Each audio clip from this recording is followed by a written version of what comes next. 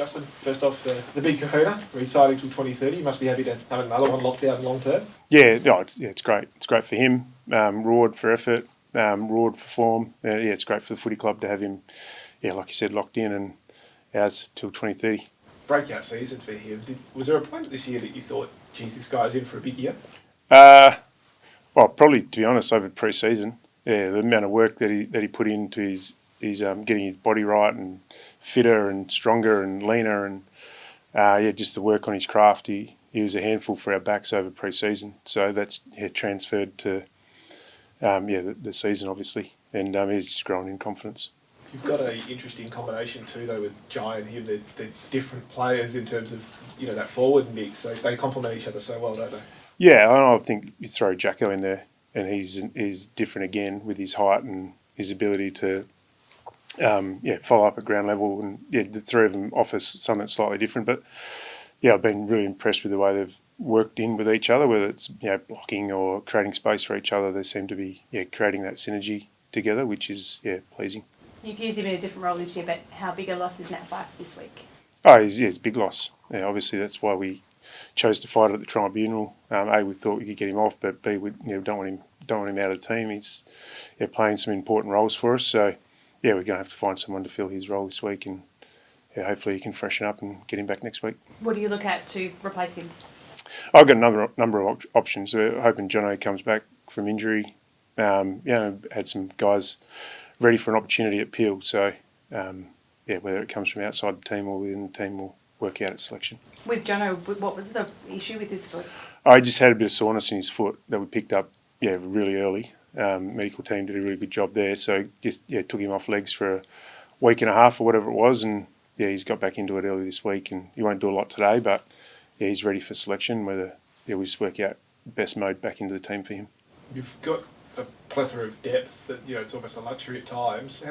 How as a coach do you balance having that depth with also trying to make sure they give opportunity to keep them happy so that they stay? Because having players that are ready to play AFL is great, but then when they're not getting the game because you're so strong, it's a difficult thing, I suppose. Yeah, I suppose a bit of a balance.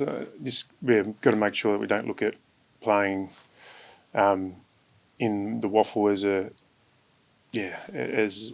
negative. Like those guys that you're probably talking about, and there's probably 5 or 6, to be honest, down there that could play in a lot of teams, or could even play in our team, obviously. They've taken their footy forward with the right mindset and become better players by playing at that level. So, whoever gets an opportunity this week, they'll step up. But, I guess it's a bit of a balance, but we just got to make sure that we don't internally see it as a negative. Like it's opportunity to take your footy forward and improve on certain areas of the game, so that when an opportunity does come up, A, you're ready, but B, you're a better player. And I think we've seen that with Tommy Emmett.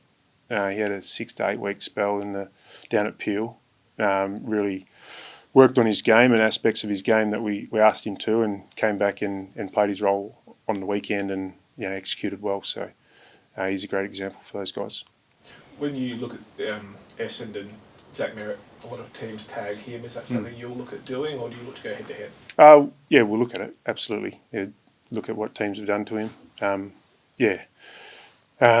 He's had influence in games no matter what. Wins and losses, tagged, not tagged. He's a good player, so we can't just let him run around by himself. West Coast came out really physical after a big loss. Do you expect similar from the Bombers? I expect their best, absolutely. They've played some really good footy, and they've copped a fair bit in the media, and coach wasn't happy with them after the game, and I expect them to come out really physical and at their best. They've played some really good footy this year, and we can't get caught up in 1 week or last week's game. We've got to make sure that we prepare for them at their best, because they've been in every game this year, probably apart from last week where they got blown out a little bit in the third quarter, but they've been in every game and they've challenged really hard. So, we know what to expect.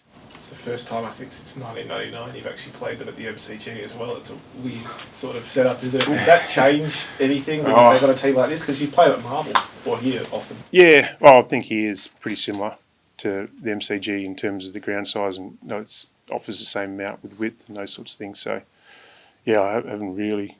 I didn't know that stat and hadn't thought about it, but we've reviewed their last games at the MCG and the way they play on either ground. So we'll be ready for it. He's really had a breakout season this year, but Caleb Sarong, can you give us a word? I know it's his 100th game this weekend, but on the season that he's having and on the influence he's had particularly this year. Yeah, probably just go on another level with his performances and the consistency of his performance, which was at a high level last year. He's just a great example for all our younger players and the way he's worked on his game, and not just one aspect of his game. Like, it gets noticed for his ground ball and his contest and those sorts of things, but he identifies little areas in all parts of his game, whether it's mental, physical, or his craft. He just consistently